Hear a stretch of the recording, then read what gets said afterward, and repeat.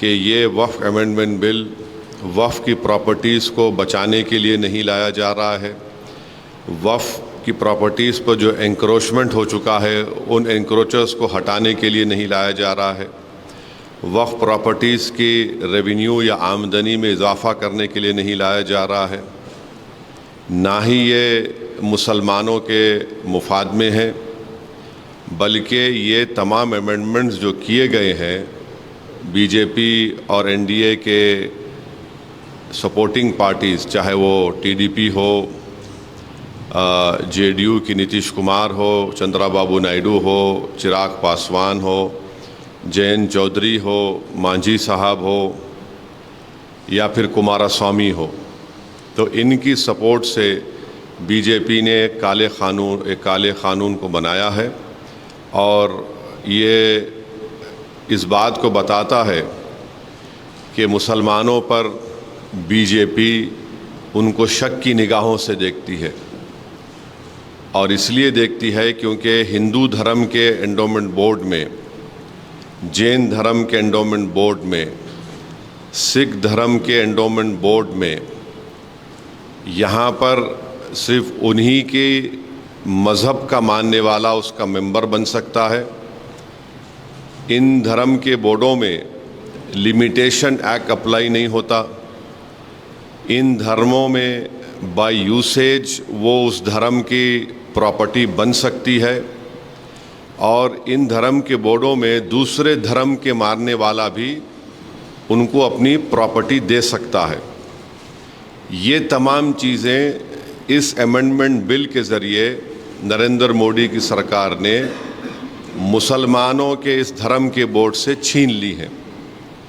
हम हमारे इस देश के हिंदू भाइयों को ये बताना चाहेंगे, सिख भाइयों को बताना चाहेंगे और हमारे जैन भाइयों को बताना चाहेंगे कि जब आप अपने धर्म के बोर्ड में सिर्फ अपने ही धर्म के मानने वालों को मेंबर बना सकते हैं और दूसरे धर्म का नहीं बन सकता है, तो कैसे मुस्लिम धर्म का ये वक्फ बोर्ड, जो एक प्योर रिलीजियस इंस्टीट्यूशन है वक्फ बोर्ड, उसमें कैसे मोदी सरकार दूसरे धर्म के लोगों को मैंडेटरी 2 लोगों को बनाने का एक प्रोविज़न रखती है। और जब आपके पास लिमिटेशन एक्ट अप्लाई नहीं होता है, जिसके ज़रिए से अगर हिंदू एंडोमेंट बोर्ड की प्रॉपर्टी पर, जैन धर्म की प्रॉपर्टी के ऊपर, गुरुद्वारा प्रबंधक कमेटी के प्रॉपर्टी के ऊपर अगर कोई नाजायज़ कब्ज़ा करता है तो उसको आप कभी भी निकाल सकते हैं। वो मुस्लिम धर्म के एंडोमेंट बोर्ड पर लिमिटेशन एक्ट अप्लाई करके नरेंद्र मोदी की सरकार एंक्रोचर को मालिक बनाना चाह रही है एडवर्स पोजेशन की बुनियाद पर। और फिर आर्टिकल 26 के तहत हर रिलीजियस डिनोमिनेशन को अपने रिलीजियस चैरिटेबल ऑर्गेनाइजेशन बनाने का इख्तियार मिलता है, उसको एडमिनिस्टर करने का इख्तियार मिलता है और मूवेबल और इमूवेबल प्रॉपर्टीज़ को हासिल करने का इख्तियार मिलता है। ये मुसलमानों से छीना जा रहा है। और आपको मैं बार बार समझा रहा हूँ कि इस मुस्लिम धर्म के इस बोर्ड में जो अमेंडमेंट्स नरेंद्र मोदी की सरकार ने और चंद्राबाबू नायडू, नीतीश कुमार, चिराग पासवान, जयंत चौधरी, मांझी साहब ने और कुमारास्वामी ने किया है, उसमें सेक्शन 3D आप पढ़िए। सेक्शन 3D को जब पार्लियामेंट में ये बिल डिबेट हो रहा था, उसको बुज़दिली से अमेंडमेंट को पेश किया गया। और अमेंडमेंट क्या बोलता है कि जो भी मस्जिद, दरगाह, खानखा, आशुरखाने, इमाम बाड़े आर्कियोलॉजिकल सर्वे ऑफ इंडिया के तहत प्रोटेक्टेड और एंशिएंट मॉन्यूमेंट रहेंगे, अब ये बिल बनने के बाद उनका रजिस्टर एज ए वक्फ प्रॉपर्टी नहीं होगा। अब आप मेरे को बताइए, सच्चर कमेटी में 180 प्रॉपर्टीज़ जो सच्चर कमेटी ने, आप उसके लास्ट पेजेस देखिए, आखिरी के 8-10 पेजेस में 180 प्रॉपर्टी सच्चर कमेटी ने कहा कि एएसआई के इलीगल ऑक्यूपेशन में है। इस सेक्शन 3D के तहत हम उस 180 प्रॉपर्टीज़ को खो देंगे, जिसमें मस्जिद भी है, खानखाएँ भी हैं, क़ब्रस्तान भी है, दरगाहें भी हैं, सब है। अब इसका इफेक्ट ये भी होगा कि संभल की मस्जिद अब वक्फ की प्रॉपर्टी नहीं रहेगी। मैं डायरेक्ट चैलेंज कर रहा हूं भारत के प्रधानमंत्री को कि आप, मेरा सवाल आपसे है, आप जब अमेंडमेंट ये ला चुके हैं, कानून बना चुके, तो क्या संभल की मस्जिद अब वक्फ की प्रॉपर्टी रहेगी? क्या ज्ञानवापी की मस्जिद वक्फ की प्रॉपर्टी कहलाएगी? क्या मथुरा की मस्जिद वक्फ की प्रॉपर्टी कहलाएगी? जितने भारत में एएसआई प्रोटेक्टेड एंशिएंट मॉन्यूमेंट्स है, उसके एक्ट के तहत उसको बोलते एएसएमआर एक्ट, जिसमें हमारे शिया भाइयों के इमाम बाड़े भी हैं, आशुरखाने भी हैं, दरगाहें भी हैं। अब आप बताइए, इससे वक्फ को छीन नहीं रहे आप? और झूठा प्रोपेगेंडा बीजेपी करी, नहीं कुछ नुकसान नहीं होगा। फिर सेक्शन 2 पढ़ो उसका आप।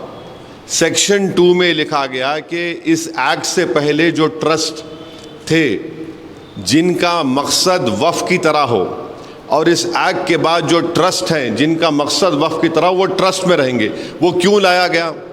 वो इसलिए लाया गया, अमित शाह पार्लियामेंट में बोले कि हम ये सेक्शन 2 को इसलिए लाए क्योंकि हमारे बोरा मुस्लिम भाइयों को इससे फ़ायदा हो सके। वो भी उनको धोखा दिए बोरा मुस्लिम भाइयों को, उसमें उस प्रोविज़न में बोरा का जिक्र ही नहीं है। ये इसलिए लाया गया क्योंकि भारत का जो सबसे दौलतमंद आदमी है, जो खोजा यतीम खाने को ख़रीद कर अपना आलीशान बंगला तामीर किया, इस सेक्शन 2 से सबसे पहला फ़ायदा उस शख्स को होगा, सबसे पहला फ़ायदा उसको होने वाला है।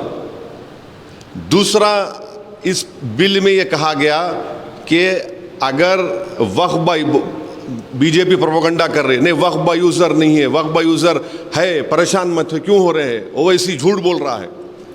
देखिए, हिंदू धर्म में by usage, temple by usage, मठ बाय यूसेज उस धर्म की प्रॉपर्टी बन जाती है।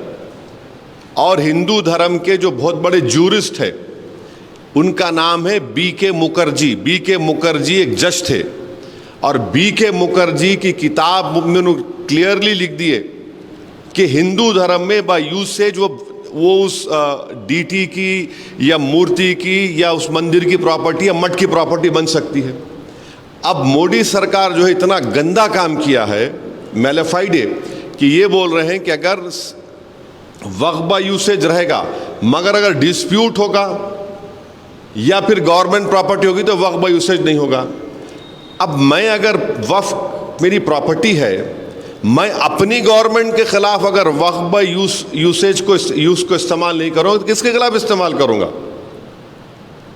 वक्फ बोर्ड पैना కేంద్ర గవర్నమెంట్ ఒక మంచి బిల్ తీసుకొని వచ్చినారు. ఆ బిల్కి వ్యతిరేకంగా ఓవైసీ అంటే హైదరాబాద్ పార్లమెంట్ సభ్యుడు ఈరోజు సాయంత్రం దారుసలాంలో వక్ఫ్ బోర్డ్ బిల్ అగ్నిస్ట్గా ఒక బహిరంగ సభ పెట్టిండు. ఆ బహిరంగ సభ ఎందుకు పెట్టిండంటే జనాల్ని ఏ విధంగా రెచ్చగొట్టాలి అదే ఆయన ప్లాన్ ఉంటుంది. నేను ఓవైసీకి ఒక మాట అడగాలనుకుంటున్నా. ఇవాళ నువ్వు సభ పెట్టినావు కదా, నీలో దమ్ ఉంటే నిజం చెప్పనికి ప్రయత్నం చేయి. తెలుసు నువ్వు నిజం చెప్పవని. నీ అయ్యా కానీ, నువ్వు కానీ, నీ తమ్ముడు కానీ, నీ ఎమ్మెల్యేస్ కానీ, నీ కార్పొరేటర్ కానీ వక్ఫ్ బోర్డ్ పైన ఒక మంచి బిల్ వచ్చింది, దీనికి మనం సపోర్ట్ చేయాలి, అది ఎప్పుడు చెప్పరు. దీనికి అగ్నిస్టే చెప్తారు మీరు. ఎందుకంటే వక్ఫ్ బోర్డ్ ల్యాండ్ని అమ్మిపించిన మీరే, వక్ఫ్ బోర్డ్ ల్యాండ్ని కబ్జా చేసినారు మీరే, వక్ఫ్ బోర్డ్ ల్యాండ్ని తక్కువ డబ్బుల్లో రెంట్కి తీసుకున్న మీరే. ఇవాళ ఓల్డ్ సిటీలో కానీ మొత్తం తెలంగాణలో కానీ ఎన్నో ఎకరాలు వక్ఫ్ బోర్డ్ ల్యాండ్ కబ్జా చేసి అమ్మిపించినారు మీరే. అప్పుడు మీకు యాద్ రాలేదా? వక్ఫ్ బోర్డ్ ల్యాండ్ అల్లా ఇచ్చిన ల్యాండ్, దానికి కాపాడాలి, దానికి అమ్మొద్దు, తక్కువ రెంట్కి ఇయ్యకూడదు. అప్పుడు యాద్ రాలేదా? ఇవాళ కేంద్ర గవర్నమెంటు, మోదీ గారు government, Bharatiya Janata party government వక్ఫ్ బోర్డ్ ల్యాండ్ సేఫ్ ఉండాలి, ఒక మంచి ఆలోచనతోని దానిపైన ఒక బిల్లు తీసుకొని వచ్చినారు. ఇవాళ వక్ఫ్ బోర్డు దగ్గర 9,50,000 ఎకరాలు ల్యాండ్ ఉన్నది. అదే 9,50,000 ఎకరాల్లో ఎన్నో మడిగలు ఉన్నది, షాపింగ్ కాంప్లెక్స్ ఉన్నది, అగ్రికల్చర్ ల్యాండ్ ఉన్నది. అసలు ఆ డబ్బులు ఎక్కడ పోతుంది? అదే డబ్బులు సరిగైన యూజ్ కావాలి, దాని గురించే ఇది బిల్లు. ల్యాండ్ ఎవరు కూడా అమ్మకూడదు, దాని గురించే ఇది బిల్లు. తక్కువ రెంట్కి ఎవరికి కూడా లీజ్కి ఇవ్వకూడదు, దాని గురించే ఇది బిల్లు. ఇది వక్ఫ్ బోర్డ్ అగ్నిస్ట్ కాదు, ఇది బిల్లు. వక్ఫ్ బోర్డ్కి ఫేవరబులే ఇది బిల్లు. అది నిజం చెప్పనికి నీకు దమ్ముంటే సభలో చెప్పు ఇవాళ. కానీ నీ ప్లాన్ ఏంది? నీ ఆలోచన ఏంది? వక్ఫ్ బోర్డు బిల్లు పైన తప్పుగా మాట్లాడాలి. వక్ఫ్ బోర్డు బిల్లు తప్పు ఉన్నది, దాని అగ్నిస్టే మాట్లాడాలి. అది కదా నీ ఆలోచన. కానీ ఒక్క మాట యాద పెట్టుకో, యావత్ భారతదేశం ముస్లిమోలు ఇవాళ మేలుకోవాలి, సమయం ఉన్నది. ఇది చాలా తప్పు చేస్తున్నారు ఈ ఓవైసీ. రెచ్చగొట్టడానికి ఇవాళ ఈ బహిరంగ సభ ఆయన పెట్టిండు. ఆయన మాటల్లో ముస్లిమోలు వస్తే మీకే నష్టం, యాద పెట్టుకోండి. ఎందుకంటే కేంద్రం భయపడదు. బంగాల్లో మీరు ఇంత దౌర్జన్యం చేస్తున్నారు, హిందువుల్ని చంపుతున్నారు, కేంద్రం భయపడలే. యావత్ భారతదేశంలో ఎన్నైనా మీరు దౌర్జన్యం చేయండి, ఎన్నైనా మీరు రోడ్డు పైన డ్యాన్ చేయండి, కానీ ఒక్కసారి వక్ఫ్ బోర్డు పైన బిల్లు వచ్చిన తర్వాత రిటర్న్ బిల్లు పోదు. ఈ ఒక్క మాట యాద పెట్టుకోండి. బిల్లు తీసుకొని వచ్చిన తర్వాత దాంట్లో ఏమేం చాలా మంచిగా పెడితే బాగుంటుంది, దానిపైన మీరు చర్చ చేయండి. ఆల్రెడీ చాలా వరకు చర్చకి సమయం కూడా ఇచ్చినారు పార్లమెంట్లో, కానీ ఓవైసీకి దమ్ లేకుండే ఆ వక్ఫ్ బోర్డు పేపర్ బిల్లుని చింపి పాడేసిండు. ఎందుకంటే మీడియాలో ఆయన ఫేమస్ కావాలి కదా. అదే ఆలోచనతోని మీడియాలో రావానికి ఆ వక్ఫ్ బోర్డు బిల్ని చింపి పాడేసి బయటకు వచ్చి ఏదేదో వాగుతుండు. కానీ ముస్లిం సోదరులారా, ఒకటే ఒక రిక్వెస్ట్, బిల్లు వచ్చింది, అది ప్లస్సా మైనసా ఒక్కసారి మీరు ఆలోచన చేయాలని నా ఒక నివేదిక.